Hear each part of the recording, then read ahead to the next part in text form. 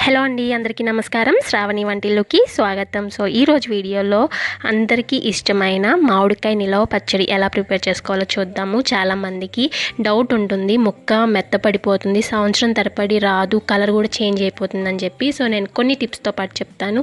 ముక్క అనేది మెత్తపడదు, కలర్ కూడా చేంజ్ అవ్వదు. సో మరి లేట్ చేయకుండా వీడియో చూసేయండి. ఇక్కడ పచ్చడి మామిడికాయలు ఉంటాయి కదా, పుల్లటి మామిడికాయలు, ఇవి చాలా రకాలుగా దొరుకుతాయండి మార్కెట్లో. ఇవి తెచ్చుకొని శుభ్రంగా వెనకమాల మొచ్చికి తీసేసి శుభ్రంగా తడంతా తుడిచేసుకొని ఇట్లా 2 భాగాలుగా కట్ చేసుకొని లోపల విత్తనం ఉంటుంది కదా, ఆ విత్తనం స్పూన్ సహాయంతో తీసేసేయండి. తీసిన తర్వాత ముక్కల్ని చిన్నవిగా కట్ చేసుకొని బాగా తుడుచుకోవాలి. పొడి గుడ్డతో తుడుచుకోవాలి. అసలు ఈ పచ్చడికి తడి అనేది తగలకూడదండి. తడి తగిలితే మనకి పచ్చడి నిల్వ ఉండదు. ఈ పచ్చడి అనే కాదు, ఏ పచ్చడి కూడా నిల్వ ఉండదు అనమాట. సో జాగ్రత్తగా కట్ చేయించుకోండి. మీరు కనుక బయట కట్ చేయించుకున్నట్టయితే మనకి పైన ఉన్న టెంక అనేది ఊడకుండా ఉండాలి. టెంకే ఊడిపోతే కనుక మనకి ముక్క అనేది మెత్తగా అయిపోతుంది. సో పైన కొంచెం మనకి గట్టిగా ఉన్న పార్ట్ ఉంటుంది కదా, దాంతో పాటే ముక్కని కట్ చేయించుకోవాలి.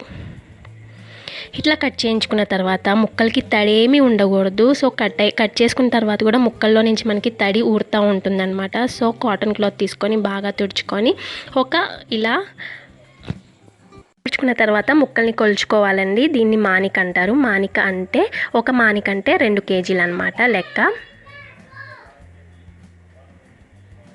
అంటే మనము మామిడికాయ పచ్చడి, నిలవ పచ్చడి ఎప్పుడు మనకి మామిడికాయలు దొరకవు అనమాట. ప్రతి సీజన్లో సమ్మర్ సీజన్లోనే దొరుకుతాయి కాబట్టి ఒకేసారి ఎక్కువగా పట్టుకుంటారు. సో ఇక్కడ నేను 2 జాడీల్లో వేసుకున్నాను. ఒక్కో దానిలో 2 మానికలు అంటే 4 కేజీల ముక్కల్ని వేసుకున్నాను అనమాట. సో ఇప్పుడు ఒక జాడీలోకి అన్నీ కలుపుతాను. చూడండి, మామిడికాయ పచ్చడికి స్పెషల్గా మనకి నువ్వు పప్పుల నూనె అనేది అమ్ముతారు బయట. ఈ నువ్వు పప్పుల నూనె మనకి మామిడికాయ పచ్చడి టేస్టీగా ఉంటుందండి. సో 2 మానికల ముక్కలకి 1 లీటర్ నువ్వుల పప్పు నూనె పడుతుంది.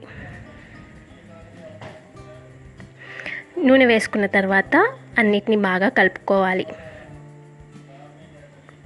ఈ నూనె అంతా మనకి ముక్కలకి పట్టేటట్టు కలుపుకోండి.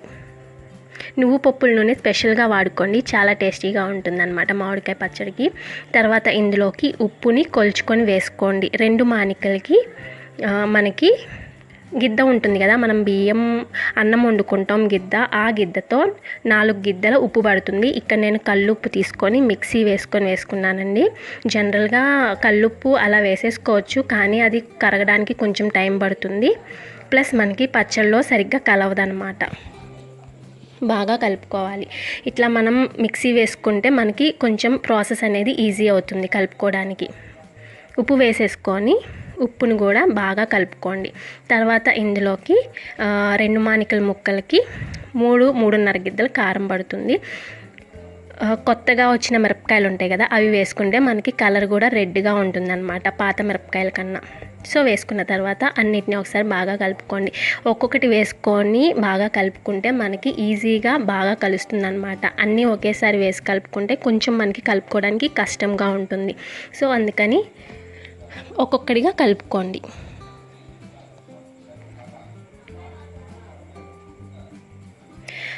కలుపుకున్న తర్వాత ఆవపిండి కూడా మిక్సీ వేసుకొని 3.5 గిద్దలు 3 లేదా 3.5 గిద్దలు వేసుకోండి.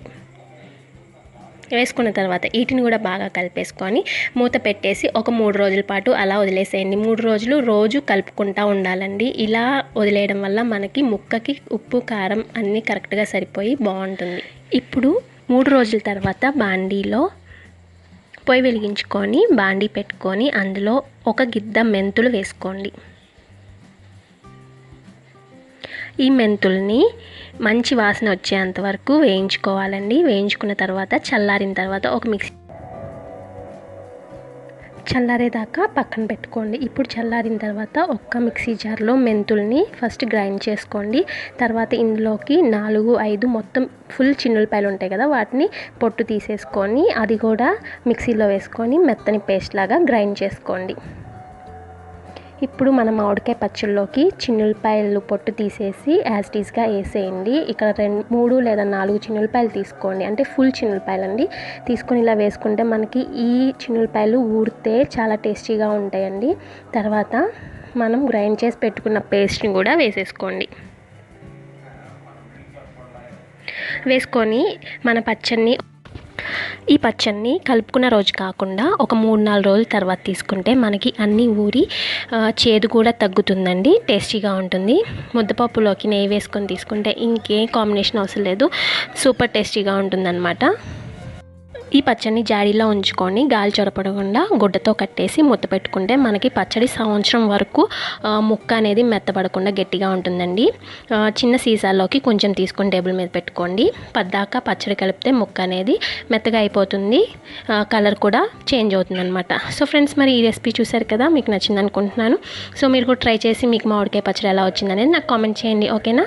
Thank you so much for watching. Shravani